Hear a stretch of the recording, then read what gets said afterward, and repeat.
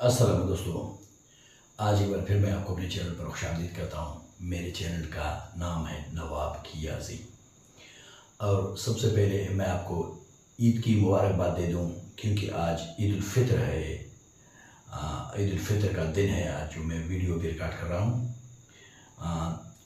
Date क्या है इसका? डेट है 21 मार्च 2026। जैसे कि आपको मालूम है कि हमने टेंसेस की एक सीरीज़ शुरू किया हुआ है, और ये टेंसेस की 7वीं वीडियो है, यानी कि 7वीं सबक है।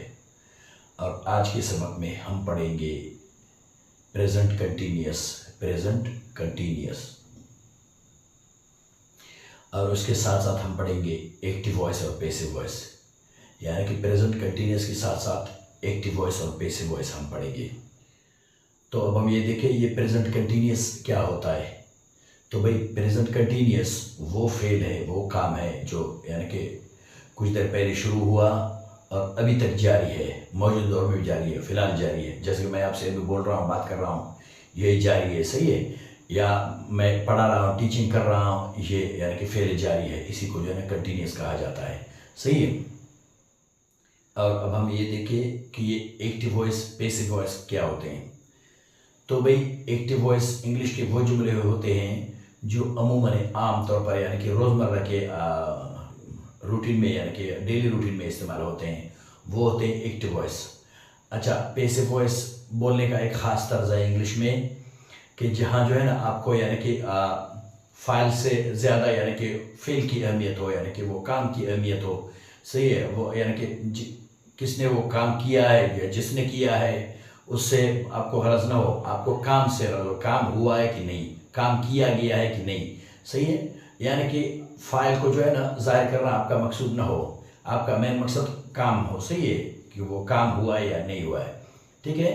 तो इस चीज़ को कहते हैं पैसिव वॉइस। मिसाल के तौर पर मैं आपको बता दूं कि the police have arrested the thief, the police have arrested the thief. यहाँ जो है ना ये एक्टिव वॉइस है, सही है। ये आम जुमला है इंग्लिश का, जिस तरह बोला जाता है, सही। यहाँ मतलब ये है कि पुलिस ने चोर को पकड़ लिया है। अब इसका पैसिव वॉइस देखिए, the thief has been arrested, the thief has been arrested. चोर को पकड़ा गया है।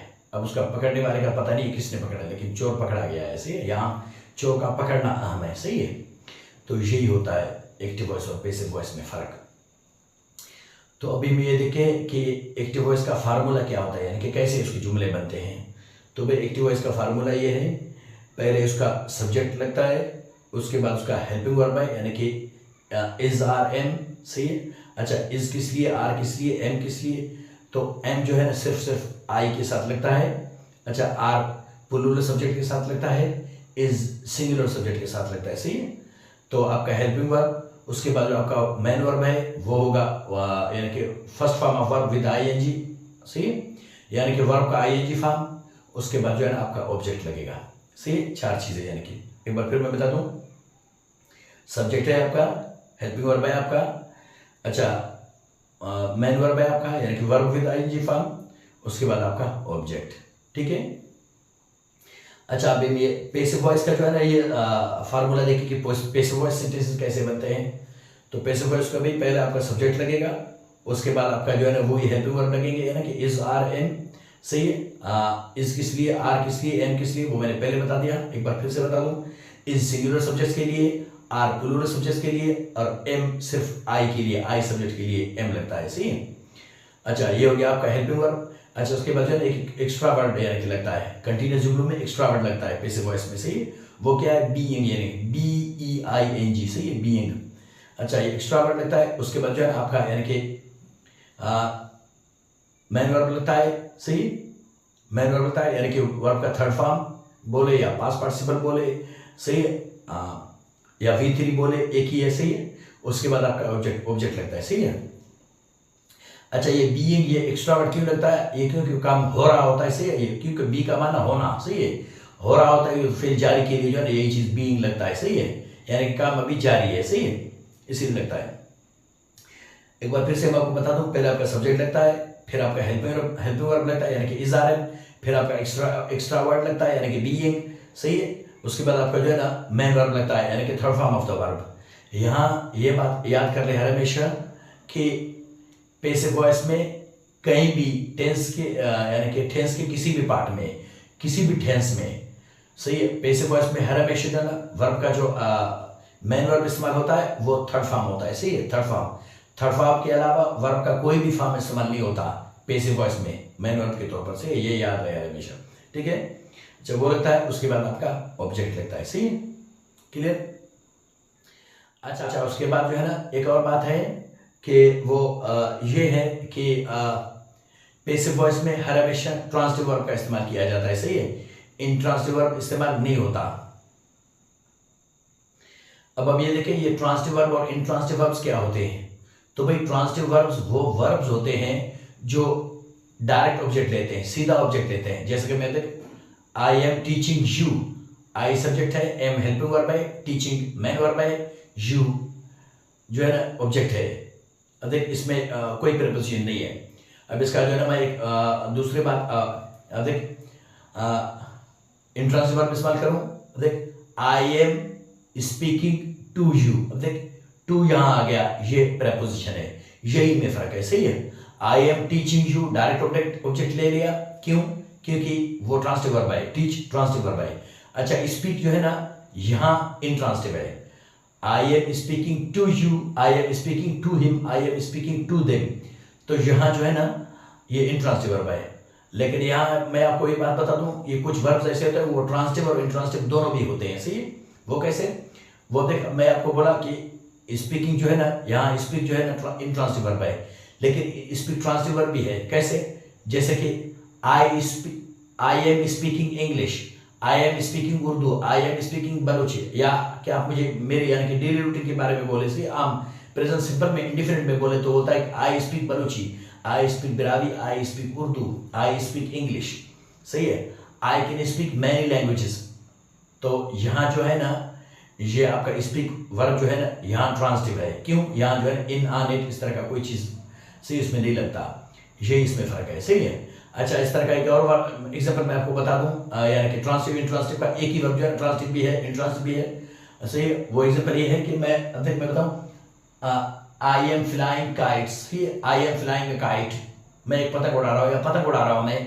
सही है, तो यहाँ जो है ना ये ट्रांसिटिव वर्ब है। क्यों? यहाँ इन आन इट ऐसा कुछ नहीं, प्रीपोजिशन इसमें नहीं लग रहा है। सही है। अब अच्छा, अब मैं बोलूँ कि द बर्ड्स आर फ्लाइंग, सही है, यहाँ जो है ना ये इंट्रांसिटिव वर्ब है। क्यों? मेरा जुमला इधर ही पूरा हो गया। अब इसको जो है ना अगर ऑब्जेक्ट चाहिए तो प्रीपोजिशन के थ्रू हो सकता है, डायरेक्ट नहीं हो सकता। अब मैं बोलूँ the birds are flying the sky, नहीं होगा। सही है, वो आसमान को उड़ रही हो नहीं, यानी कि परिंदे आसमान को नहीं उड़ा रहे होते हैं। सही है। अच्छा, परिंदे आसमान में उड़ रहे होते हैं। सही है, परिंदे आसमान में उड़ते हैं, तो वो होता है the birds are flying in the sky. सही है, तो इन प्रीपोजिशन है, यही एक ही वर्ब का फ्लाई। जब पतंग उड़ाने की बात की जाए तो ट्रांसिटिव वर्ब है। अच्छा, जब परिंदों के उड़ने की बात की जाए तो वो इंट्रांसिटिव है। सही है, ये इनमें फर्क है ट्रांसिटिव और इंट्रांसिटिव में। अच्छा, ट्रांसिटिव वर्ब्स कौन से होते हैं? यही है, टीच है, सही है, टीच है, वॉच है, वॉश है, सही है, क्लीन है, इस तरह के बहुत सारे ये वर्ब्स, ये क्या होते हैं? ये ट्रांसिटिव वर्ब्स होते हैं। ये बिना यानी कि प्रीपोजिशन के ऑब्जेक्ट देते हैं, डायरेक्ट ऑब्जेक्ट देते हैं। अच्छा, इंट्रांसिटिव वर्ब्स क्या होते हैं? इस तरह के, यानी कि गो, कम, स्लीप, ये सारे जो है ना इंट्रांसिटिव वर्ब्स होते हैं। कैसे इंट्रांसिटिव वर्ब्स होते हैं? अब मैं आपको बता दूं, आई स्लीप नाइट नहीं होता, अगर मैं बोलूंगा नाइट तो गलत हो जाएगा। I sleep at night, I sleep on the bed, I sleep in the bed. सही है। अच्छा, आई गो टू मार्केट, सही है, I am coming from the market. सही है, तो ये सारे में जो है प्रीपोजिशन लगता है। सही है, गो, कम, स्लीप, इस तरह के वर्ब्स और भी बहुत सारे। सही, तो ये इंट्रांसिटिव वर्ब्स है। सही है। अच्छा, एक दूसरी बात ये है कि मैं आपको बता दूं कि ट्रांसिटिव वर्ब और इंट्रांसिटिव वर्ब क्यों इस्तेमाल नहीं, यानी कि इंट्रांसिटिव वर्ब क्यों इस्तेमाल नहीं होता। सही है, उसमें क्या बोलते हैं, इसमें पैसिव वॉइस में। सही है, तो इसीलिए इस्तेमाल नहीं होता है कि मैं आपको एक एग्जांपल देता हूँ। सही है, क्योंकि एक्टिव वॉइस का जो सब्जेक्ट है वो पैसिव वॉइस का ऑब्जेक्ट बन जाता है। अच्छा, एक्टिव वॉइस का जो ऑब्जेक्ट है वो पैसिव वॉइस का सब्जेक्ट बन जाता है। सही है, यानी कि एक्टिव वॉइस की शुरुआत पैसिव वॉइस के आखिर में आता है, एक्टिव वॉइस के आखिर पैसिव वॉइस की शुरुआत में आता है। यानी कि मैं आपको ये बताऊं, ये देख, ये एक्स का निशान, सही है, ये एक्स का निशान यही है। सही है। अच्छा, ये एक्टिव वॉइस का सब्जेक्ट है, ये एक्टिव वॉइस का ऑब्जेक्ट है, ये पैसिव वॉइस का सब्जेक्ट है, ये पैसिव वॉइस का ऑब्जेक्ट है। सही है। तो क्या होता है, ये चीज यहां आ जाता है पैसिव वॉइस के आखिर में। अच्छा, ये एक्टिव वॉइस का ऑब्जेक्ट पैसिव वॉइस के शुरू में आता है, यहां आता है। सही है, पैसिव वॉइस के अव्वल में आता है। सही है। तो यही फर्क है इनमें। तो यानी कि पैसिव वॉइस के लिए सब्जेक्ट जरूरी है। सही है, सब्जेक्ट जरूरी है। सब्जेक्ट के बगैर कोई काम नहीं होता। सही है। काम कैसे नहीं होता, क्योंकि काम को करने वाला चाहिए होता है। सही है। यानी कि सिंपली बोले इंग्लिश लैंग्वेज में सेंटेंस जो है ना, उसके लिए वर्ब की जरूरत होती है। यानी कि वर्ब जरूरी होती है। अगर वर्ब ना हो तो सेंटेंस ही नहीं बनता। अब उस वर्ब के लिए जो ना एक सब्जेक्ट होना जरूरी है ना, फाइल होना जरूरी है कि वो काम को करे ना। काम के बगैर जुमला नहीं बनता, और जुमला से अच्छा वो काम के बगैर जुमला नहीं बनता, और उस काम के लिए काम के बगैर जुमला नहीं बनता, और उस काम के लिए जो है ना फाइल चाहिए, करने वाला चाहिए, यानी कि सब्जेक्ट चाहिए। सही है।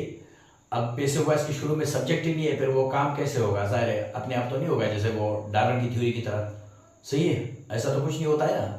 हर काम को करने के लिए कोई रीजन होता है, उसका कोई काज होता है, वजह होता है। ऐसे तब वो काम जो है वजूद में आ जाती है, वरना अपने आप ऐसे कैसे हो सकता है? सही है। तो यही फर्क है कि इंट्रांसिटिव वर्ब की इस्तेमाल नहीं होता एक्टिव वॉइस और पैसिव वॉइस में। सही है। अच्छा, उसके बाद मैं आपको जो है ना सेंटेंस की वर्जन्स बता दूं, एक सेंटेंस की किस्में सी है। अच्छा, वो किस्में नहीं कि जो ऑब्जेक्टिव सेंटेंस है, ऐसे डब्ल्यूएच क्वेश्चंस है, इंपेरेटिव सेंटेंसेस है, डिक्लेरेटिव सेंटेंस, वो नहीं। जहां एक ही सेंटेंस की, यानी कि सब्जेक्ट एक ही है, वर्ब एक ही है, यानी कि सब्जेक्ट वही है, वर्ब वही है, और ऑब्जेक्ट भी वही है, लेकिन फिर भी उस सेंटेंस में यानी कि हेर फेर है। सही है। तो उन्हीं जो है ना वर्जन्स के बारे में आपको बता दूं। सही है। पहला है पॉजिटिव सेंटेंस, दूसरा है नेगेटिव, तीसरा है इंटरॉगेटिव, और चौथा है इंटरॉगेटिव नेगेटिव। सही है। तो अब चलते हैं एग्जांपल्स की तरफ। अब देखिए, हाँ, ये एक्टिव वॉइस जुमले हैं, ये पैसिव वॉइस जुमले हैं। सही है। अच्छा, मैंने आपको जो बात बताया वो ये है।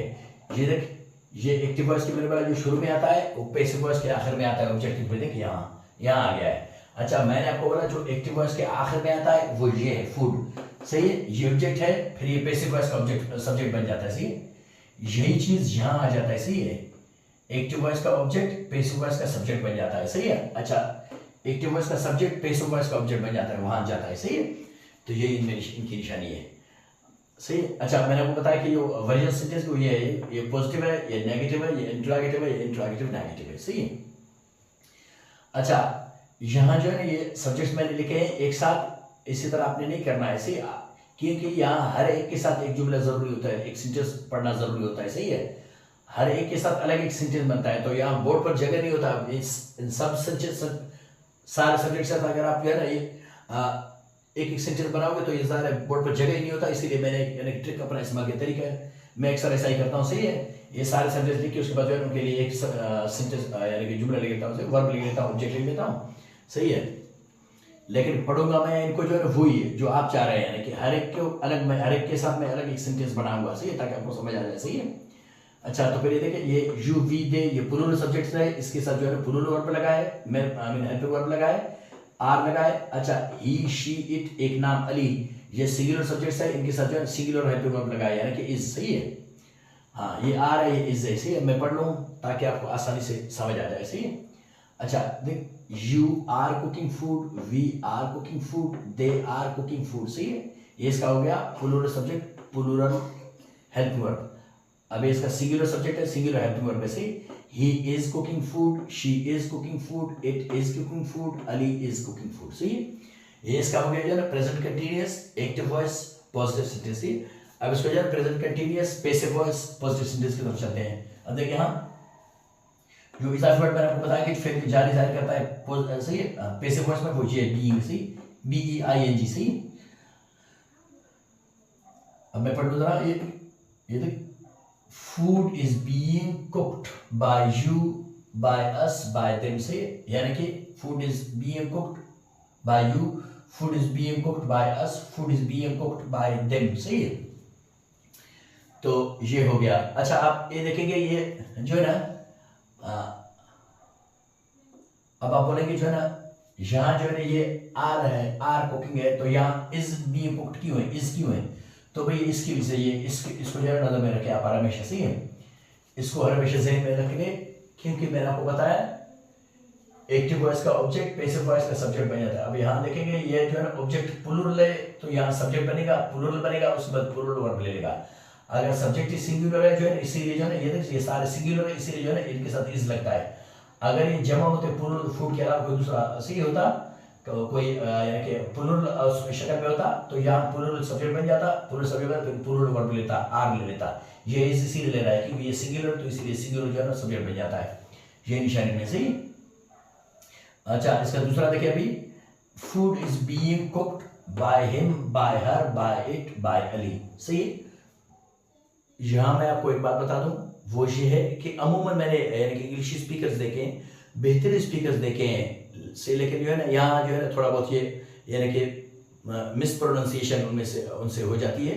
वो ये है कि वो लोग यानी कि पढ़ते हैं ये वर्ड है, थर्ड फॉर्म है यानी कि पास्ट पार्टिसिपल है, कुक्ड है, सही है, इसको वो लोग यानी कि कुक्ड बोलते हैं, या मिस्ड को जो है ना मिस्ड बोलते हैं, या इस तरह की और सारे, या वाच्ड होता है, वो होता है वाचड, इस तरह उनके मुंह से यानी कि निकल जाता है, सही है। तो ये ऐसा नहीं होता, ये इनकी आवाज़ जो है ना कड़क यानी कि हो जाती है, जैसे कि वाश्ड, कुक्ड, सही है, मिस्ड, सही है। तो इसी तरह वो भले यहाँ डी हो लेकिन टी का साउंड देता है, सही है, ये याद रहे, ठीक है।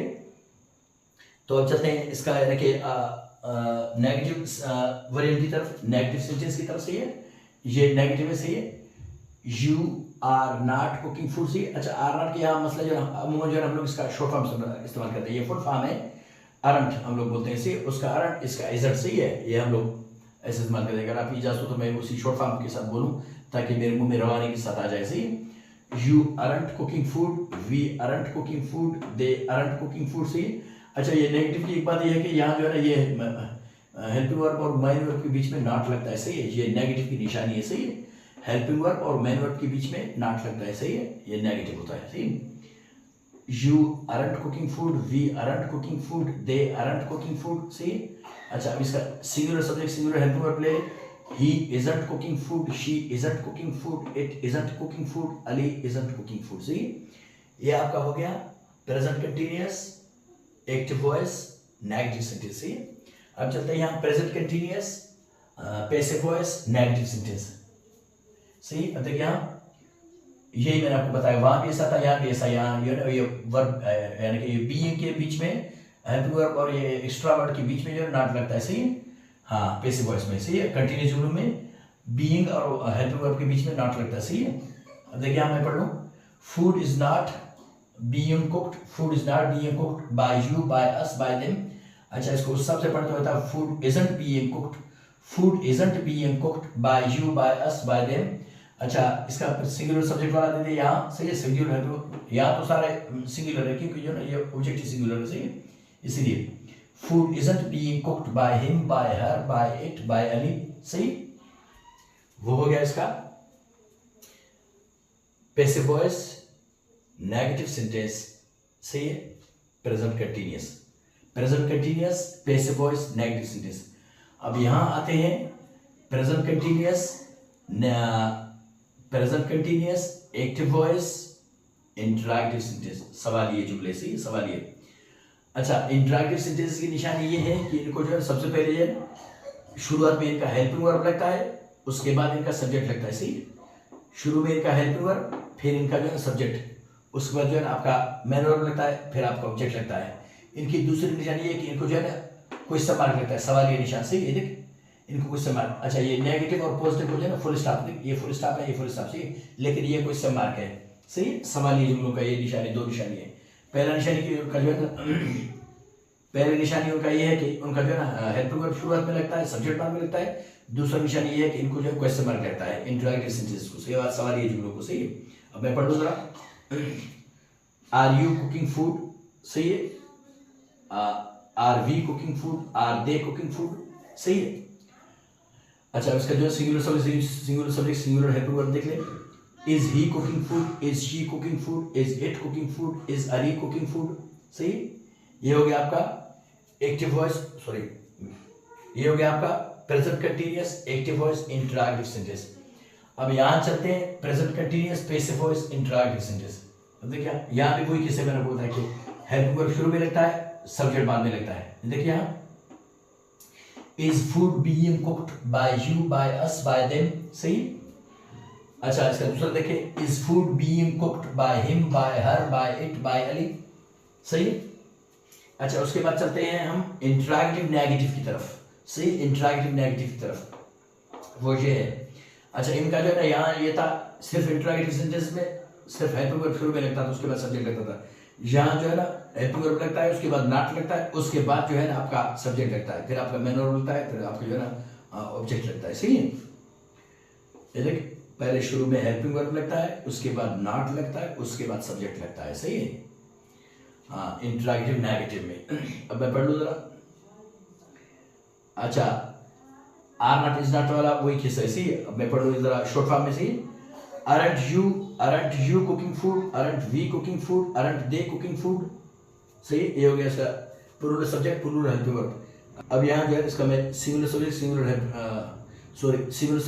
हेल्पिंग वर्ब लगा देता हूँ, सही। अब देखिए यहाँ isn't he, is not का शॉर्ट फॉर्म जो है ना isn't he cooking food, isn't she cooking food, isn't it cooking food, isn't Ali cooking food, सही।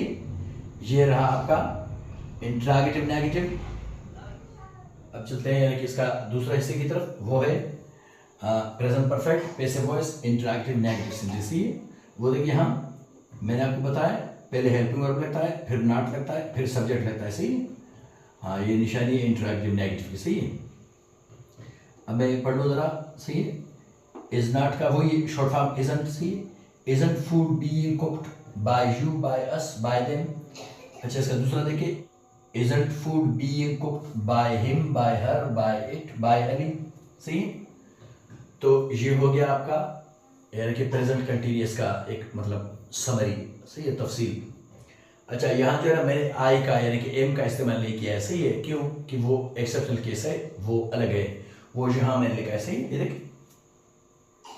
ये देख I am cooking food, I am इनके साथ हेल्पिंग वर्ब एम लगता है, सही। आई एम कुकिंग फूड, सही है। ये हो गया इसका एक्टिव वॉइस।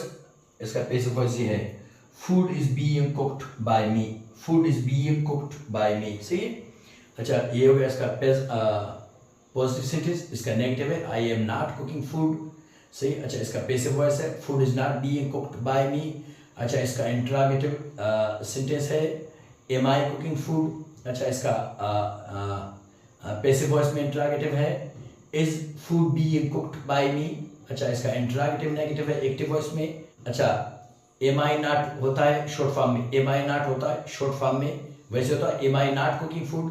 अच्छा शॉर्ट फॉर्म होता है aren't I cooking food, aren't I cooking food. अच्छा इसका पैसिव वॉइस है फिर इंटरॉगेटिव नेगेटिव का, वो होता है isn't food being cooked by me, isn't food being cooked by me, सही। तो ये हो गया आई के साथ यानी कि एम हेल्पिंग वर्ब का इस्तेमाल, सही है। अच्छा यहाँ मैं आपको एक बात बता दूं, वो ये है कि यहाँ आप देखें we are winning the match, लेकिन यहाँ आप देखेंगे डबल कॉन्सेंट लगा हुआ है, सही है। यहाँ डबल कॉन्सेंट लगा, देखिए यहाँ कुकिंग है, ये कुकिंग, ये एक जो है ना के है, ये एक है, यहाँ सिंगल कॉन्सेंट है, फिर यहाँ क्यों डबल कॉन्सेंट, इसकी क्या वजह है? तो इसकी तफसील ये है कि मेरी बहुत पहले की वीडियो है, बिल्कुल इसी बारे में है, बिल्कुल इसी बारे में है कि डबल कॉन्सेंट क्यों लगता है, सही है। तो वो मेरी वीडियो का टाइटल है use of ING form in present progressive, सही है। इसका टाइटल है use of ING form in present progressive, सही है। तो वो पूरी तफसील उधर है उसी वीडियो में, सही है। तो यही मैंने पूरा वजह बताया, तफसील बताया कि क्यों इसको डबल कॉन्सेंट इनको लगता है और उनको डबल कॉन्सेंट क्यों नहीं लगता, सही है। यहाँ मैं आपको सिर्फ मुख्तसर बता दूँ कि इनको डबल कॉन्सेंट क्यों लगता है। तो इसीलिए लगता है कि कभी कभी ऐसा होता है आपका वर्ब जो है ना पूरा वर्ब सीबीसी होता है, या कभी कभी आपका एक लंबा वर्ब होता है, सही है, यानी कि उसमें 2 सिलेबल या 3 सिलेबल्स होते हैं, लेकिन जब आपका वर्ब का आखिरी हिस्सा सीबीसी हो तो उनको फिर डबल कॉन्सोनेंट लगता है, सही है। ये याद रहे आईएनजी फॉर्म में तब्दील करते वक्त। अच्छा सीबीसी क्या होता है? सीबीसी होता है कॉन्सोनेंट वावल कॉन्सोनेंट। कुछ वर्ब जैसे होते हैं वो सीबीसी होते हैं, जैसे कि रन, आर कॉन्सोनेंट है, यू वावल है, एन फिर से कॉन्सोनेंट, सीवीसी यानी कि कॉन्सोनेंट वावल कॉन्सोनेंट। इस तरह के वर्बों को जो है ना, इस तरह के वर्ब्स को डबल कॉन्सोनेंट लगता है आईएनजी फॉर्म में तब्दील करते हुए, ये याद रहे, सही है। अब एक इसका दूसरा देखिए hit, HIT hit, H consonant है, I वावल है, T कॉन्सोनेंट है फिर से। अच्छा इसका हिट, अच्छा इसका जो है ING फॉर्म में तब्दील करते हुए जो है ना हिटिंग हो जाएगा, डबल T लगेगा इसको। अच्छा रन जो है ना ये इसको जो है ना डबल N लगेगा, रनिंग, सही है। इसका भी यही केस है, विनिंग, विन का जो है ना ये यही है, सही है। लेकिन WIN, सही है। अच्छा फिर कुछ लेटर्स, कुछ ना 2 लेटर्स ऐसे होते हैं, ये जो है ना इनको सेमी वाल्व्स कहा जाता है या वीक वाल्व्स कहा जाता है। क्यों? ये इसलिए कि ये कभी कभी वाल्व का काम देते हैं, कभी कभी कॉन्सोनेंट का काम देते हैं, सही है। यहाँ तो ये कॉन्सोनेंट का काम दे रहा है, सही है। तो इसीलिए आप इसको सीधी से समझ ले, इसीलिए इसको जो है डबल N लगा हुआ है, सही है। ये इनकी निशानी है। अब देख मैं पढ़ लूँ इसका, we are winning the match. अच्छा इसका पैसे बोल देखिए, the match is being won by us, the match is being won by us, यानी कि मैच हमारे जरिए जीता जा रहा है, ठीक है। या हम मैच जीत रहे हैं, पैसे वर्ष में मैच हमारे जरिए जीता जा रहा है, सही है। यहाँ होता है हम खाना बना रहे हैं, यहाँ होता है खाना हमारे जरिए पका जा रहा है, सही है। ये इनकी निशानी है। तो उम्मीद करता हूँ कि आज का सबक आपको समझ आ गया होगा। जिंदगी में फिर कभी किसी नए वीडियो में और नई ग्रामेटिकल पॉइंट के साथ, तो तब तक के लिए अल्लाह ने के बाद।